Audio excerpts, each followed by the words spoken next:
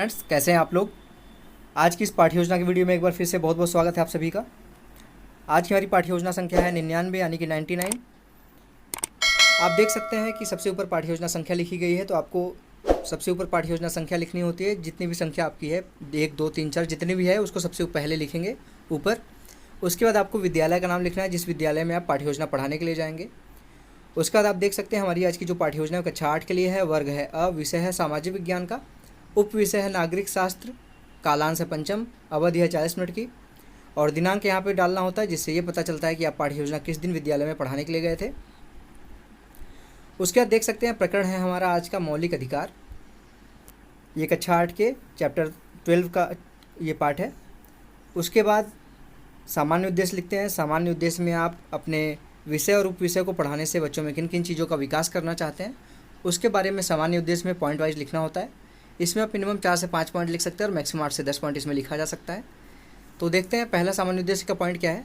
सामान्य उद्देश्य का पहला पॉइंट है छात्रों में लोकतांत्रिक नागरिकता का विकास करना। दूसरा पॉइंट है छात्रों के आदर्श चरित्र का निर्माण करना। तीसरा पॉइंट है छात्रों में भावात्मक एकता एवं नागरिकता का विकास करना। चौथा पॉइंट है छात्रों को नागरिक कर्तव्यों से अवगत कराना। और पाँचवा पॉइंट है छात्रों में प्रजातंत्र के लिए दृढ़ विश्वास विकसित करना। ये है सामान्य उद्देश्य के 5 पॉइंट। अब इसके बाद चलते हैं विशिष्ट उद्देश्य की तरफ। विशिष्ट उद्देश्य में आपका जो प्रकरण है यानी कि टॉपिक या फिर जो आप पाठ पढ़ाने वाले हैं उसको पढ़ाने से बच्चों में किन किन चीज़ों का आप विकास करना चाहेंगे। एक शिक्षक हैं तो आपका कोई, अगर ये चैप्टर पढ़ा रहे हैं तो आपका कोई उद्देश्य होगा, बच्चों को क्या सिखाना चाहते हैं इस पाठ को पढ़ा के, उसके बारे में विशिष्ट उद्देश्य में पॉइंट वाइज लिखा जाता है। इसमें देख लीजिए मिनिमम 3 पॉइंट लिख सकते हैं, मैक्सिमम 4 से 5 पॉइंट लिखा जा सकता है इसमें भी। पहला पॉइंट इसमें छात्र संविधान के में वर्णित मौलिक अधिकारों को जान सकेंगे। दूसरा पॉइंट है छात्र में मौलिक अधिकारों से संबंधित जानकारी प्राप्त करने में रुचि जागृत होगी। उसके बाद तीसरा पॉइंट है छात्र संविधान में वर्णित मौलिक अधिकारों को समझकर निष्कर्ष निकाल सकेंगे। ये था सामान्य उद्देश्य के 3 पॉइंट। उसके बाद आता है हमारा विशिष्ट उद्देश्य के 3 पॉइंट। उसके बाद आता है हमारा शिक्षण सहायक सामग्री। शिक्षण सहायक सामग्री में आपको उन सभी सामग्रियों की यहाँ पे सामग्रियों के बारे में लिखना होता है जिसका आप हेल्प लेते हैं यानी कि सहायता लेते हैं शिक्षण कार्य करते समय 40 मिनट की क्लास में। तो यहाँ पे देख लीजिए, आप अगर कोई चैप्टर पढ़ाने गए हैं तो क्लास में तो चॉक, डस्टर और स्यामपट का तो यूज करेंगे ही। तो ये चीज़ें तो सभी लेसन प्लान में आपको लिखनी होती हैं। उसके साथ ही साथ अगर आप किसी चीज़ का अन्य वस्तु का यूज कर रहे हैं जैसे संकेतक हो गया या फिर चार्ट हो गया, कोई स्पेसिफिक चार्ट है उस पाठ से संबंधित, तो उसको भी यहाँ पे लिख सकते हैं या फिर लिख सकते हैं कि तथा अन्य कक्षा उपयोगी सामग्री। उसके बाद आता है हमारा हेडिंग पूर्व ज्ञान। पूर्व ज्ञान में लिखना है आपको छात्र संविधान में वर्णित मानव अधिकारों एवं मौलिक अधिकारों के बारे में सामान्य जानकारी रखते हैं। अब पूर्व ज्ञान के बाद आता है हमारा लेसन प्लान का सबसे इंपॉर्टेंट पॉइंट प्रस्तावना प्रश्न, जो कि किसी भी लेसन प्लान का सबसे इंपॉर्टेंट पॉइंट माना जाता है क्योंकि प्रस्तावना प्रश्न बनाते समय बच्चों को सबसे ज़्यादा समय लगता है कि प्रश्न कैसे बनाए जाएँ जिससे हमारा प्रकरण आसानी से निकल जाए। और इसमें कुछ सावधानियां भी रखनी होती हैं जैसे कि इसमें 3 प्रश्न पूछ के मिनिमम कम से कम 3 प्रश्न पूछ के अपना प्रकरण निकलवा सकते हैं और मैक्सिमम 5 से 6 प्रश्न भी पूछे जा सकते हैं। और इसमें एक चीज़ और ध्यान में देना चाहिए कि इसमें जो प्रश्न हो एक दूसरे से संबंधित हो। ऐसा ना हो कि कोई प्रश्न कुछ अलग चीज़ पूछ रहा है और फिर दूसरा प्रश्न एकदम अलग हो गया, उस टॉपिक से हट के हो गया। तो ऐसा ना हो, प्रश्न एक दूसरे से संबंधित होने चाहिए जितने भी आप प्रश्न वहाँ पर पूछते हैं। तो यहाँ पे देख लीजिए, इसका स्ट्रक्चर पहले देख लेते हैं। प्रस्तावना प्रश्न में 3 कॉलम बनाते हैं, क्रम संख्या, छात्राध्यापक कथन और छात्र छात्रा क्रिया। अगर आप छात्राध्यापिका हैं, लड़की हैं, तो यहाँ पे छात्राध्यापक कथन की जगह छात्राध्यापिका कथन हो जाएगा। इसमें देख लीजिए पहला प्रश्न पूछा गया है भारत के राष्ट्रीय पर्व कौन कौन से हैं, तो बच्चे बता देंगे गणतंत्र दिवस, स्वतंत्रता दिवस, गांधी जयंती, ये हमारे राष्ट्रीय पर्व हैं। उसके बाद दूसरा प्रश्न यहाँ पे बच्चों से पूछिए गणतंत्र दिवस कब मनाया जाता है, तो बच्चे बता देंगे 26 जनवरी को। तीसरा प्रश्न है फिर उसके बाद 26 जनवरी सन 1950 को क्या लागू हुआ था, तो बच्चे बता देंगे उस दिन हमारा संविधान लागू हुआ था।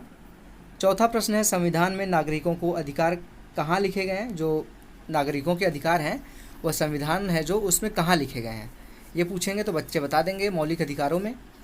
उसके बाद बच्चों से पूछिए कि मौलिक अधिकार कितने हैं, तो बच्चे मौन हो जाएंगे, तो ये हो जाएगा उनके लिए समस्यात्मक प्रश्न। ये 5 क्वेश्चन थे, एक बार फिर से आप देख लीजिए। प्रस्तावना प्रश्न के 5 क्वेश्चन है, इसको आराम से देख के लिख लीजिएगा। वीडियो अगर आगे पीछे हो रहा है तो वीडियो रोक के लिख लीजिएगा, गलत मत लिखिएगा क्योंकि फाइल में कटपिट नहीं होना चाहिए। उसके बाद उद्देश्य कथन आता है। उद्देश्य कथन में आपको लिखना होगा विद्यार्थियों आज हम लोग मौलिक अधिकारों के बारे में अध्ययन करेंगे। ये था उद्देश्य कथन। अब उद्देश्य कथन बोलने के बाद आपको ये पता चल गया बच्चों को कि आप पढ़ाने क्या वाले हैं, तो अब उनको आप पाठ को पढ़ाएंगे, यानी कि प्रस्तुतिकरण। प्रस्तुतिकरण का हेडिंग डालते हैं इस तरीके से और उसका स्ट्रक्चर बनाते हैं। देख लीजिए, इसमें 5 कॉलम टोटल है। थोड़ा सा मैं जूम करके दिखा देता हूँ आपको। पहला कॉलम है इसमें शिक्षण बिंदु का, दूसरा कॉलम है छात्राध्यापक कथन, अगर आप छात्राध्यापिका हैं तो छात्राध्यापिका कथन हो जाएगा। तीसरा कॉलम है छात्र छात्रा क्रिया, चौथा कॉलम है शिक्षण विधियाँ और पाँचवा कॉलम है श्यामपट्ट कार्य। तो सबसे पहले शिक्षण बिंदु में जान लेते हैं कि क्या लिखते हैं। शिक्षण बिंदु में उस पॉइंट को लिखा जाता है जिसके बारे में आप पढ़ाने जा रहे हैं। तो यहाँ पे सबसे पहले हम पढ़ाएंगे मानव अधिकार के बारे में, फिर उसके बाद छात्राध्यापक कथन में विकासात्मक प्रश्न पूछ लेते हैं बच्चों से, कि बच्चों को देखते हैं कि मौलिक अधिकार के बारे में कोई जानकारी है कि नहीं है। तो यहाँ पे बच्चों से पूछेंगे आप, मानव अधिकार दिवस कब मनाया जाता है। तो बच्चे इसका उत्तर, संभावित उत्तर दे सकते हैं। हो सकता है कोई बच्चा आपकी क्लास में है जो जिसको पता है तो वो उत्तर दे सकता है, या फिर कोई बच्चे उत्तर नहीं दे पाएंगे। ये प्रश्नीकरण विधि हो जाएगी। शिक्षण विधियों में लिखना है आपको प्रश्नीकरण विधि। उसके बाद आप जब बच्चे उसका संभावित उत्तर देंगे तो जाहिर सी बात है कि कुछ बच्चे ऐसे होंगे जिनको इसके बारे में नहीं पता होगा। तो एक शिक्षक होने के नाते आपका कर्तव्य है कि आप बच्चों को उसके बारे में बताएं। तो यहाँ पे देखिए स्पष्टीकरण देंगे उसके बारे में आप। मानव अधिकार जन्म से प्रारंभ होकर जीवन भर साथ रहते हैं, चाहे व्यक्ति किसी भी सामाजिक आर्थिक स्तर, जाति व किसी भी धर्म में से हो। 10 दिसंबर 1948 को संयुक्त राष्ट्र संघ की महासभा में मानवाधिकारों की सार्वभौमिक घोषणा की इस दिन को पूरा विश्व मानव अधिकार दिवस के रूप में मनाता है, यानी कि 10 दिसंबर को हर साल मनाया जाता है ये दिवस। छात्र छात्रा क्रिया में लिखेंगे, छात्र छात्रा ध्यानपूर्वक सुनेंगे। ये व्याख्यान दे रहे थे तो व्याख्यान विधि हो जाएगी। उसके बाद श्यामपट्ट कार्य पे आपको सारे पॉइंट नहीं लिखने होते हैं, कुछ पॉइंट लिखने होते हैं जो इंपॉर्टेंट है चैप्टर से रिलेटेड। तो यहाँ पे लिख दीजिए मानव श्यामपट्ट कार्य पे पहला पॉइंट, मानव अधिकार दिवस 10 दिसंबर को मनाया जाता है। अब उसके बाद फिर से आइए दूसरे पॉइंट में, हमारे मौलिक अधिकार। फिर से विकासात्मक प्रश्न पूछ लीजिए बच्चों से, मौलिक अधिकार किसे कहते हैं, तो वो मौन हो जाएंगे, यानी कि उनको नहीं पता इसका आंसर। ये प्रश्नीकरण विधि है तो प्रश्नीकरण विधि लिख दीजिए। अब स्पष्टीकरण देंगे आप यहाँ पे, अपने गांव शहर में हम अपनी बात सबसे कहते हैं, देश प्रदेश में कहीं भी आते जाते रहते हैं, इन सभी को मिलाकर हमारे 6 प्रकार के मौलिक अधिकार हैं। मौलिक अधिकार वे हैं जो एक व्यक्ति के व्यक्तित्व के विकास के लिए अनिवार्य है। इसका उपयोग सभी लोग के लिए समान है, यानी कि भारत के जितने भी लोग हैं, चाहे वो किसी भी धर्म से हो, किसी भी जाति से हो, कहीं भी निवास करता हो, उसके मौलिक अधिकार हमेशा समान रहेंगे सभी के।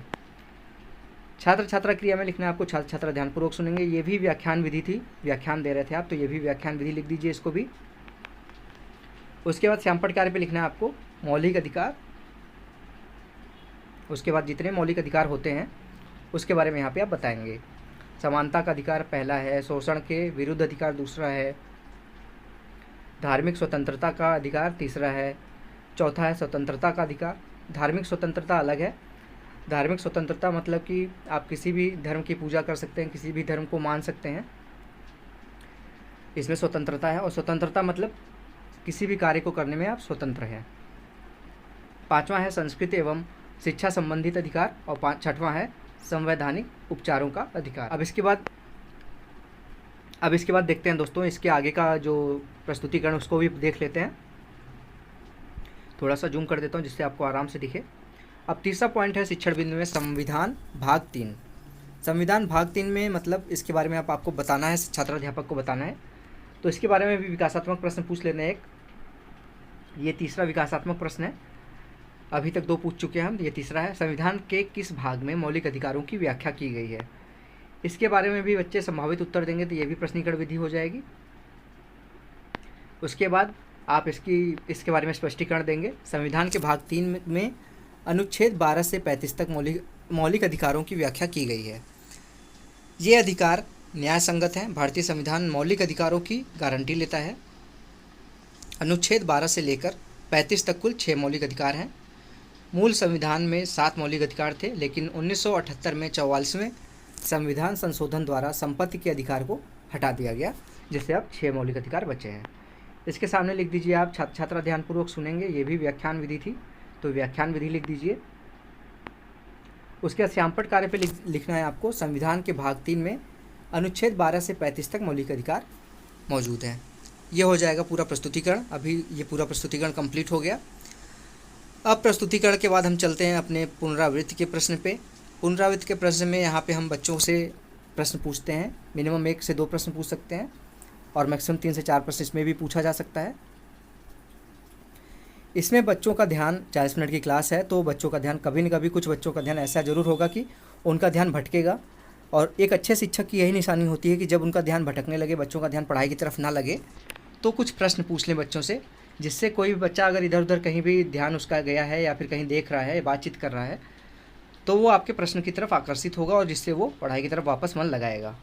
तो एक अच्छे शिक्षक की यही निशानी होती है कि बीच बीच में कुछ प्रश्न पूछता रहे। इसमें देख लीजिए, पहला प्रश्न पूछा गया है, संयुक्त राष्ट्र संघ की महासभा में मानवाधिकारों की सार्वभौमिक घोषणा कब की गई थी। और दूसरा प्रश्न है, मूल संविधान में कितने मौलिक अधिकार थे।